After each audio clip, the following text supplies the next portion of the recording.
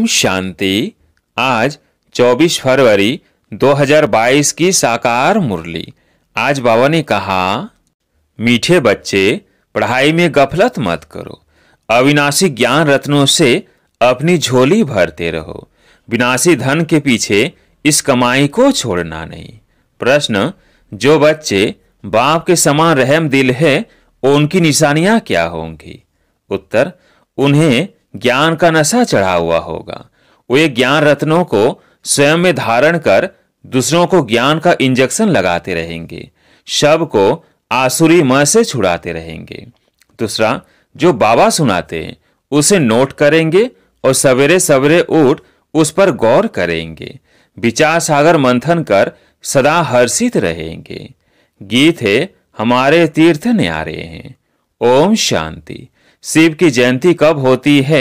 वह परम पिता परमात्मा शिव कब अवतरित होते हैं, यह भारतवासी नहीं जानते।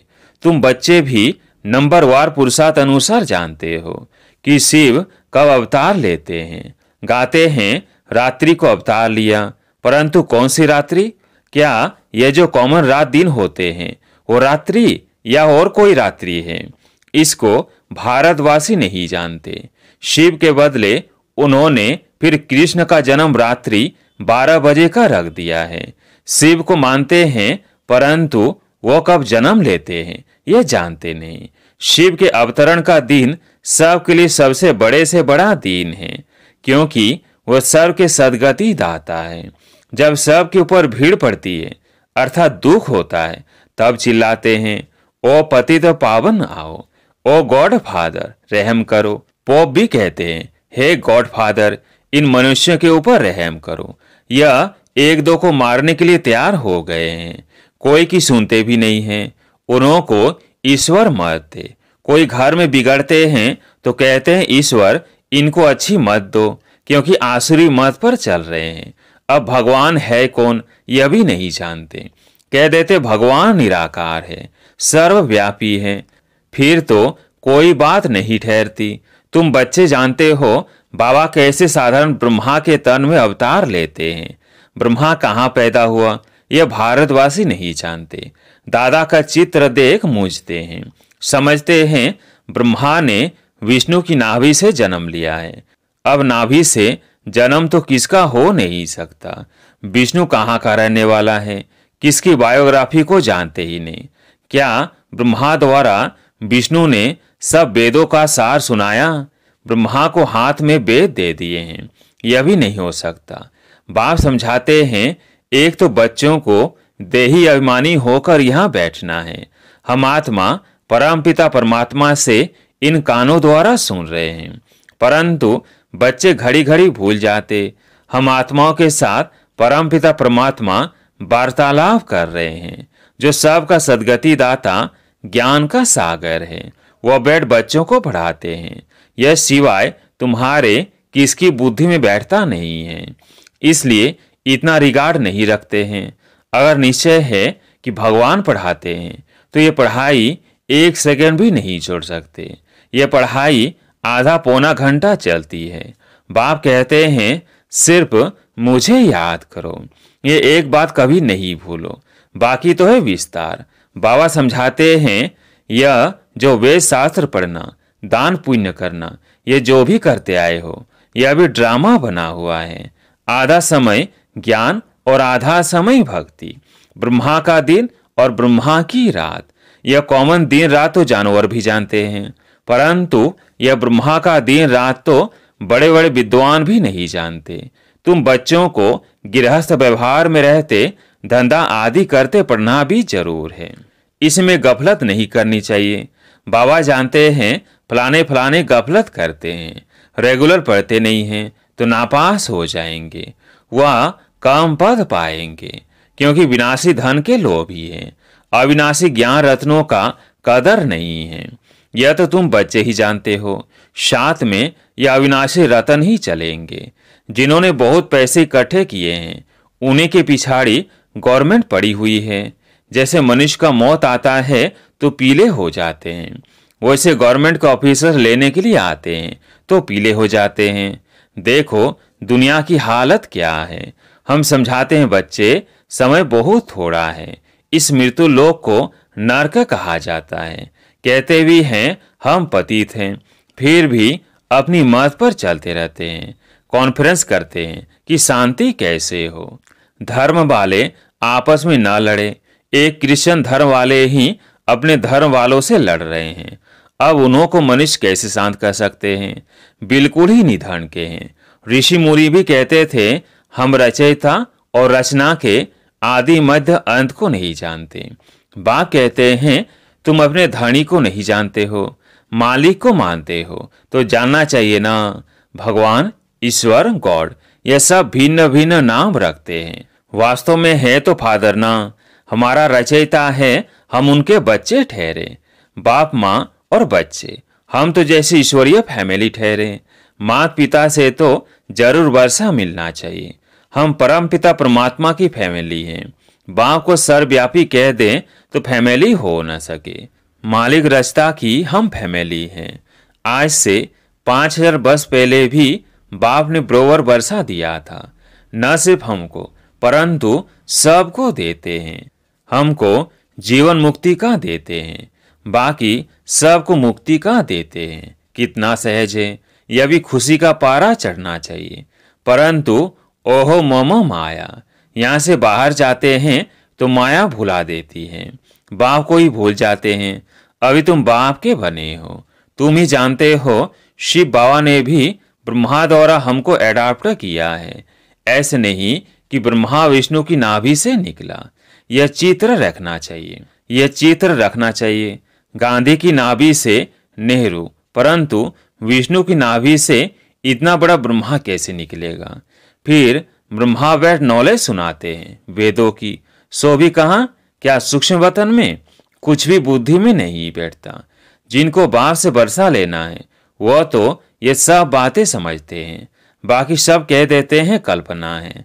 अब बच्चे तो मानते हैं बरोबर बाबा साहित्य सुनाते हैं, और तुम ब्राह्मणों को फिर जाकर सबको सच्ची गीता सुनानी है। सब एक जैसा नहीं समझा सकते। वो नंबर वार राजधानी बन रही है, सब एक जैसा पढ़ न सके। धारणा कर फिर उस पर विचार सागर मंथन करना है। सुना, नोट किया, फिर बैठ ख्याल करना चाहिए। आज बाबा ने क्या सुनाया, सवेरे उठकर गौर करना चाहिए। तुमको सब पर तरस पड़ना चाहिए। बाबा का फरमान है अपनी रचना स्त्री बच्चों को भी समझाओ। पुरुष रचना रचते हैं अपने सुख के लिए। यह बेहद का बाप खुद सुख नहीं भोगते। कहते हैं बच्चों के लिए सारी मेहनत करता हूँ। तो जब धारणा हो तब नशा चढ़े, फिर किसको इंजेक्शन लगा सके? बाबा मिसल रहम दिल बनना है। आसुरी मत से सबको छुड़ाना है। कितनी भारी दुश्मनी है राम और रावण की। यह है रावण राज्य, वह है राम राज्य। मनुष्य तो कुछ नहीं जानते कि पावन कौन बनाते, पतित कौन बनाते। बाप कितना अच्छी रीति समझाते हैं। समझाने के लिए ही यह चित्र बनाए हैं। वर्ल्ड की हिस्ट्री ज्योग्राफी बाप ही समझाते हैं। इन चित्रों में बहुत अच्छा लिखा हुआ है। अब तुम बच्चे जानते हो निराकार गॉड फादर सारे वर्ल्ड की रिलीजो, पॉलिटिकल, हिस्ट्री, ज्योग्राफी बैठ सुनाते हैं। सुनते बहुत है परंतु समझते कुछ भी नहीं है। वास्तव में यह चित्र अंधों के आगे आईना है। झाड़ और ड्रामा वह तो बहुत क्लियर है। यह बाप ने समझाकर बनवाए हैं। इस समय सब अज्ञान नींद में सोए हुए हैं। तुम बच्चे रूहानी यात्रा पर ले जाते हो। रूहानी राही बनाने के लिए कितना ज्ञान देना पड़े। बुद्धि स्वच्छ चाहिए। इस पुरानी दुनिया से एकदम उपराम। यह भी वंडर है। जहाँ अपना जड़ यादगार है वहीं आकर बैठे हैं। वह जड़ है, यह चैतन्य है। बड़ा गुप्त राज है। जैसे हम गुप्त वैसे मंदिर यादगार भी गुप्त। मंदिर बनाने वाले कुछ नहीं जानते। बाप तुम्हें सब बातें समझाते हैं। प्रदर्शनी में अक्षर बहुत अच्छे होने चाहिए। तुम्हें समझाना भी बहुत अच्छी रीति चाहिए। आदमी आदमी को पहचानना भी चाहिए।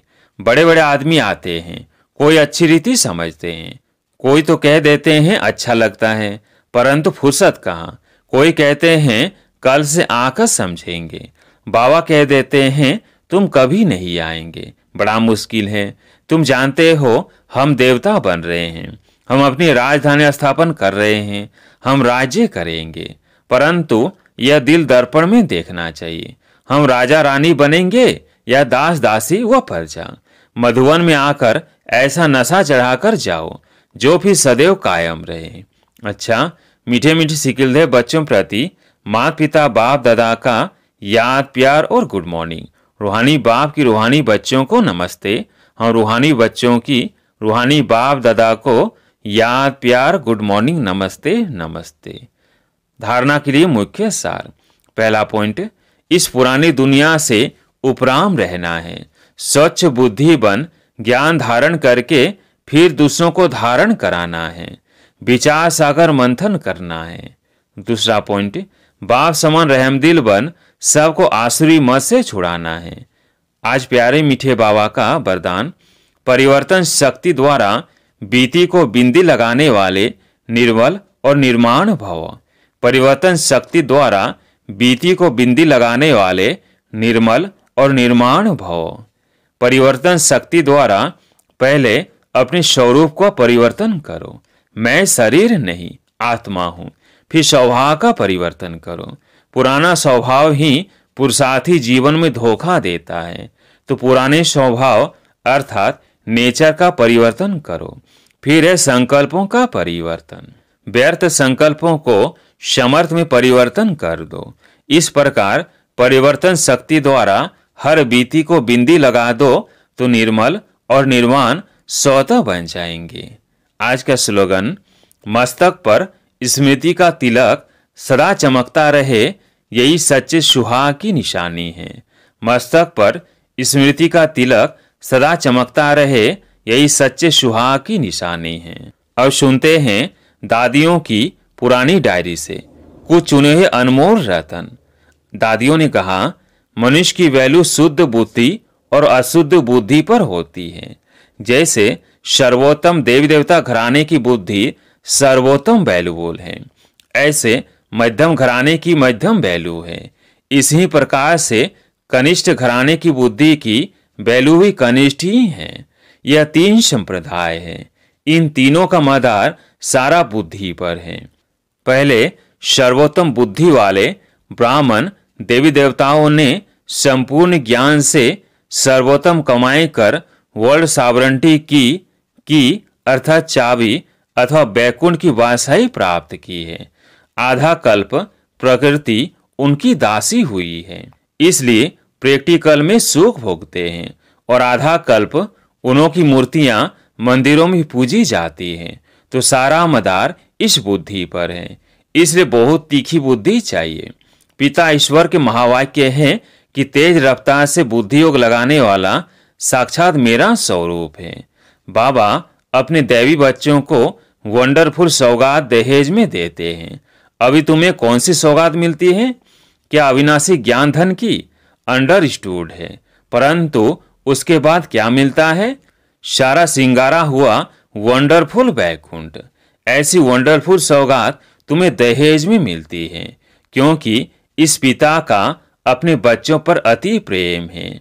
वह कहते हैं वहां तो हरेक को अपना अपना माँ बाप जो होगा वो देगा, परंतु मैं तो अपने बच्चों को अभी ही दे दूं ना। समझता है कि मेरे बच्चों को सब कुछ मिले तो उनकी दिल कैसे पूरी हो।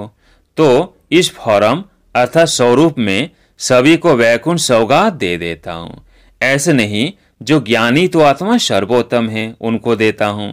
सर्वोत्तम का वहाँ भी कनेक्शन रहता है, परंतु मध्यम सर्वोत्तम दोनों को ही मिलता है, क्योंकि इस समय दैवी बच्चा होने के कारण एक समान अति प्रेम रहता है, जिस कारण ऐसा वैकुंठ सौगात में दे देता हूँ जिसमें जन्म जन्मांतर सभी बच्चे सुख भोगते हैं।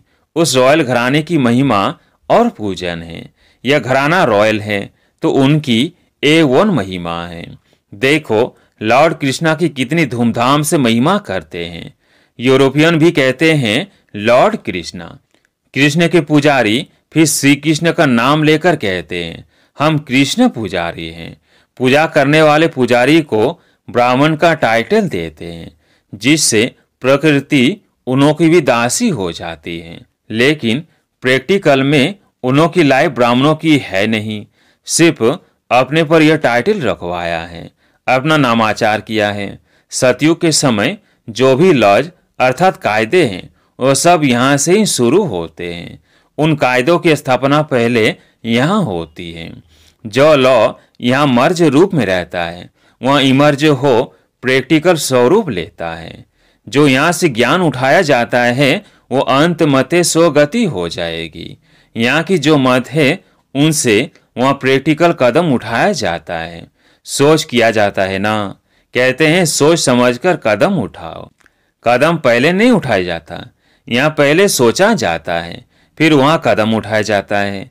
यहाँ सोच इमर्ज है तो कदम मर्ज है, वहाँ कदम इमर्ज है तो सोच मर्ज है। अगर मनुष्यों की बुद्धि सालिम है तो सब कुछ है। बुद्धि बहुत विशाल चाहिए। इस डिवाइन फादर का इतना गायन क्यों हुआ है? क्योंकि विशाल बुद्धि वाले हैं। बुद्धि से ही मनुष्य राजा और बुद्धि से ही रंक बनता है। बुद्धि सभी कर्मेंद्रियों में शिरोमणि गाई जाती है। विशाल बुद्धि वालों डिवाइन आत्मा का मस्तक चमकता है, क्योंकि बुद्धि में सारा ज्ञान भरा है। वो फिर जब अन्यों को अपनी बुद्धि रूपी तिजोरी से ज्ञान के रत्न निकाल देता है तो उनकी चमक दिखाई देती है, जिसके लिए डिवाइन फादर की महिमा निकलती है। परंतु नंबर वार उन्हों में भी शिरोमणि डिवाइन फादर प्रजापिता ब्रह्मा की महिमा गाई हुई है। अच्छा, ओम शांति।